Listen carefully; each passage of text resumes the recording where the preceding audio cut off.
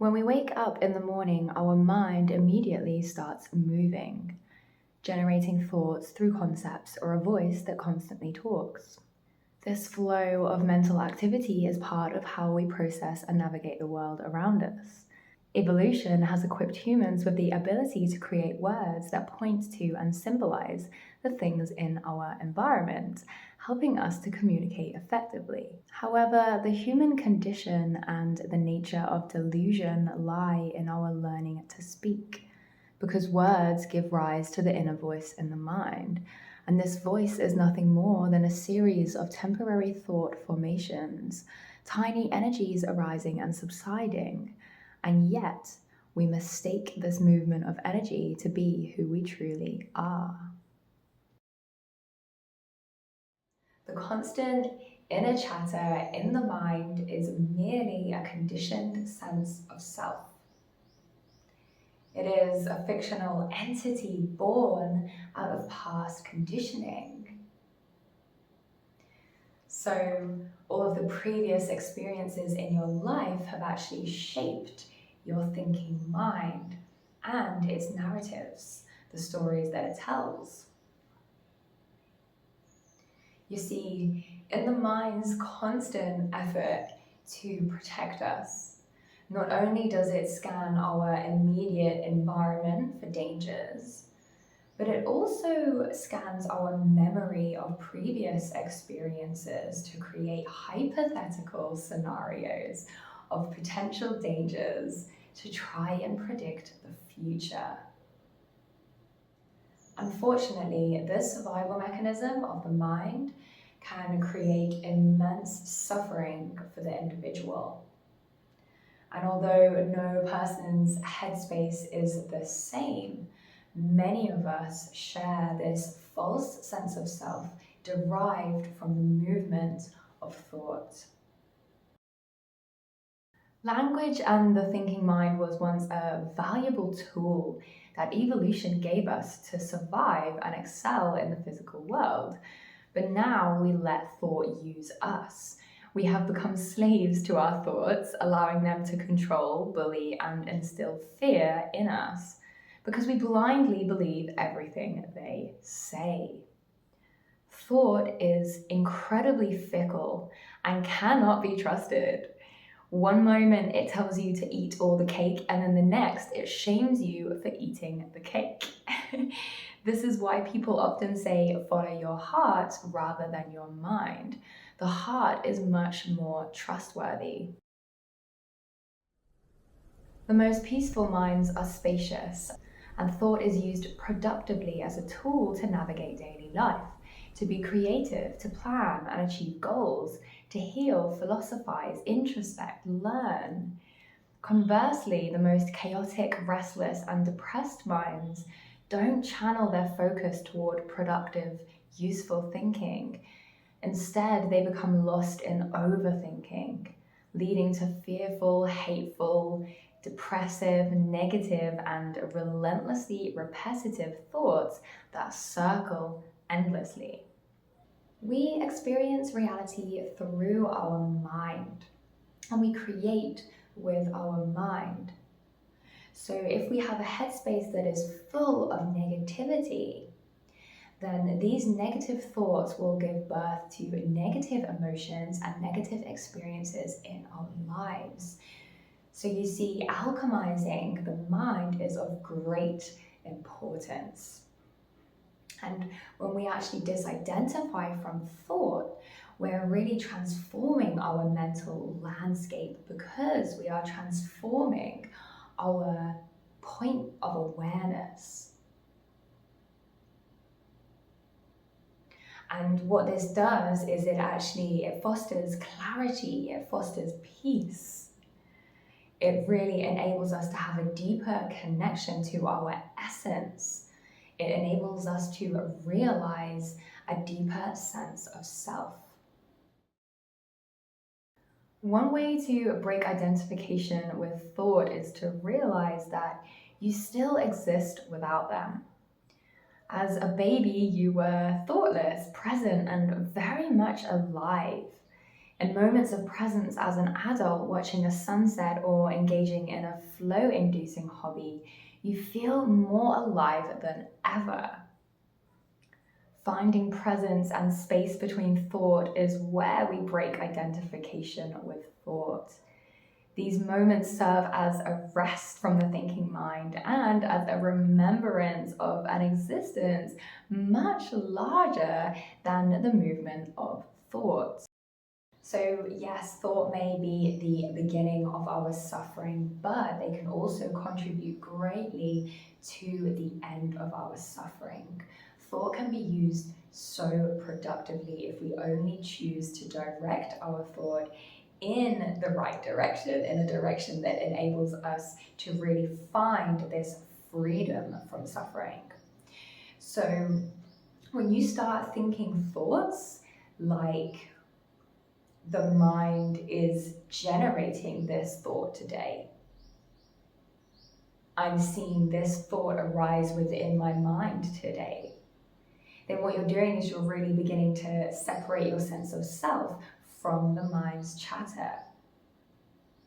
Rather than saying things like, I am thinking this, you are not thinking it, the mind is thinking it. You are something so much deeper than that thought.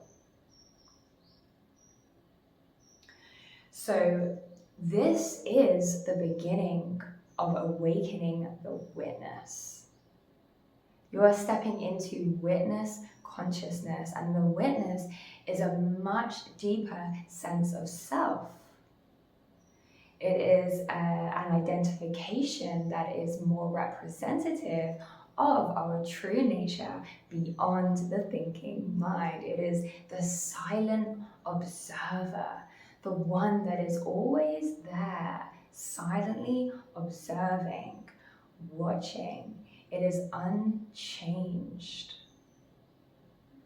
And it is always there, objectively seeing thoughts from this bird's eye view perspective.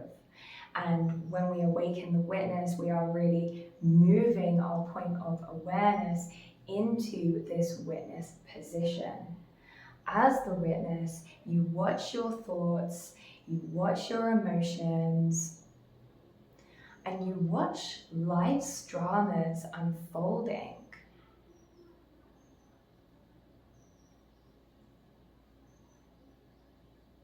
As the witness, you're able to see all of these temporary happenings arising and subsiding within your awareness.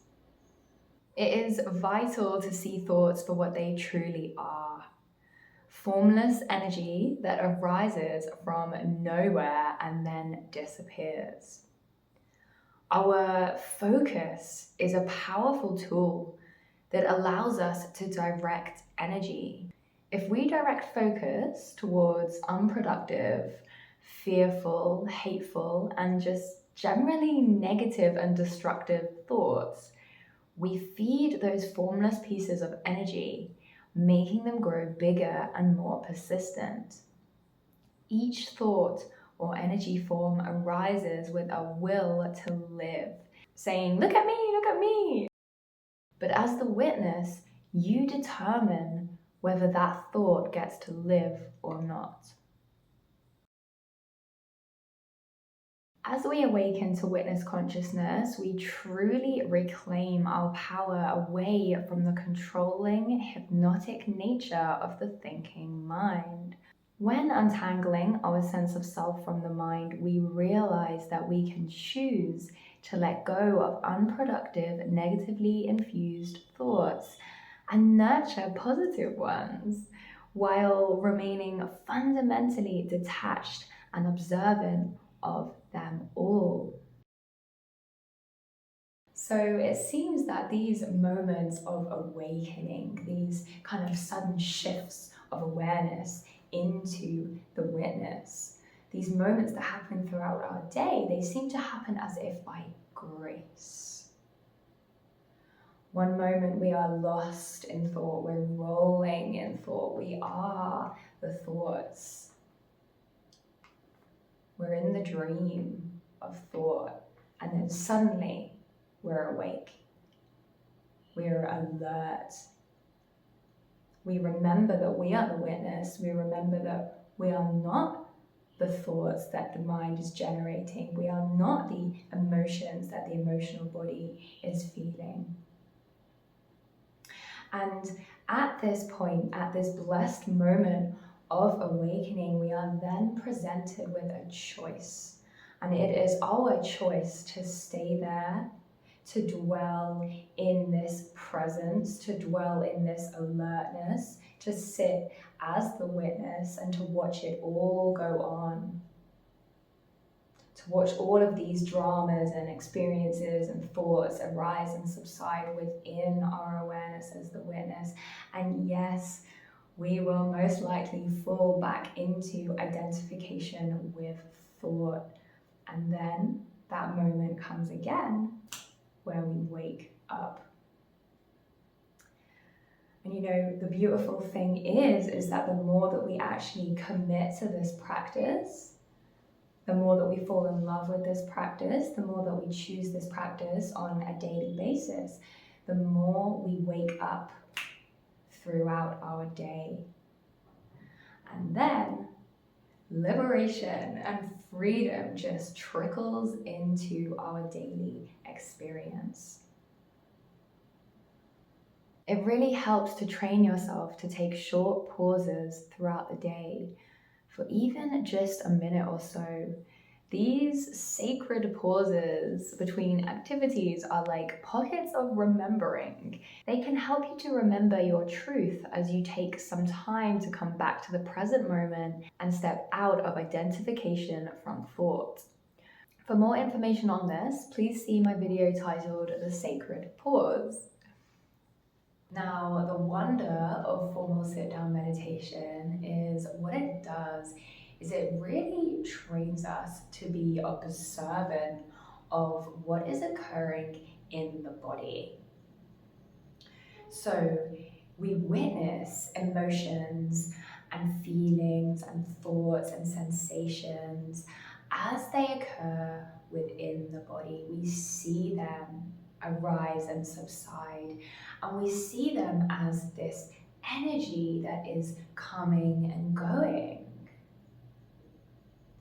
You know, through experientially seeing and experiencing the impermanence of these forms coming and going, then we deeply recognize that we are the witness.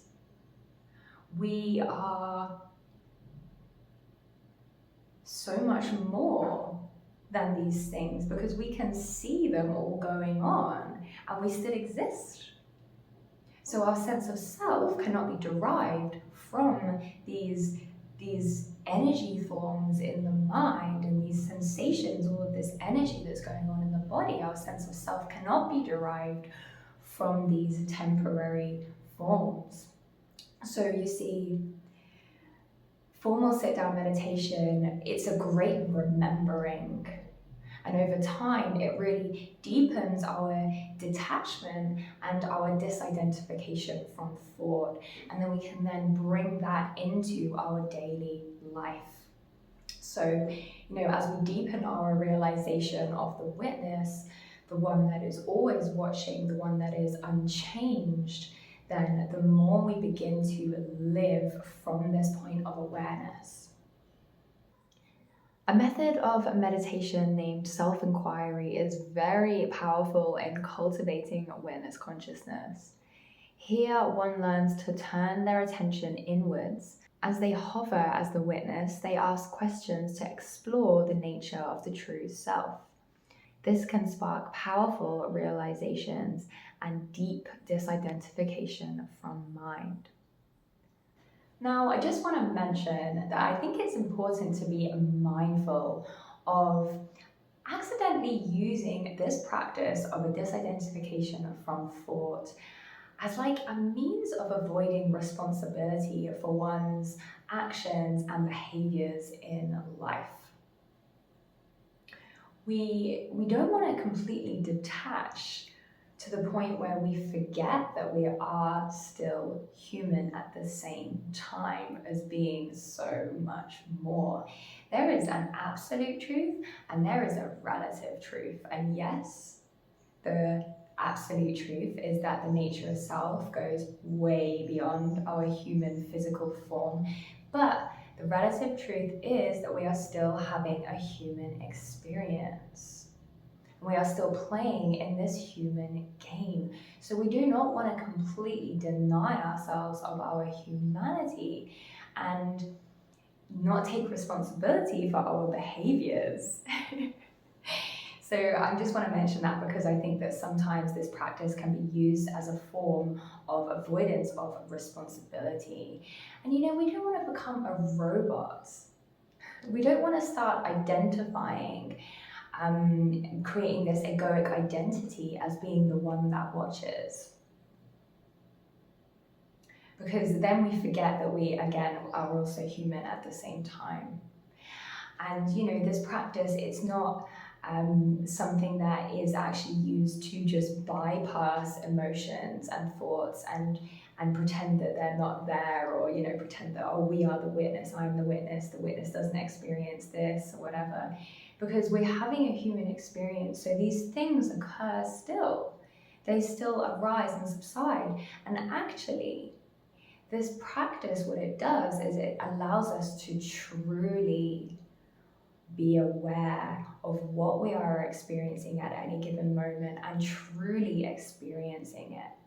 So truly feeling the emotions that are there, witnessing them and allowing ourselves to be present with them, not suppressing them. And the same goes with the thoughts. We are aware that these thoughts are happening. We're awake to them. We're allowing them. We're not fighting them and resisting them and creating a war against them. We're allowing them to be there. We see that they are there. We're just not feeding into them like we would before through our blind identification with them. So I just wanted to mention this as kind of like maybe pitfalls that can happen when we practice this amazing practice. Now, when embarking on this journey, it's important to remember that the mind and the witness are always with us. Therefore, continuous training and practice are always relevant. We must set a clear intention to make this practice not just something we dabble in for 20 minutes a day during meditation, but a total way of life. Like, this is when we begin to see fundamental change. And I find it works to simplify practice so as to stay focused.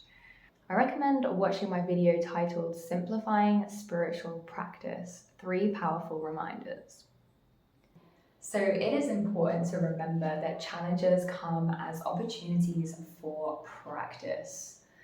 Life is not easy, it is inevitably challenging, and I do kind of think this is my theory, and I feel like it is designed this way in order to really propel us into awakening.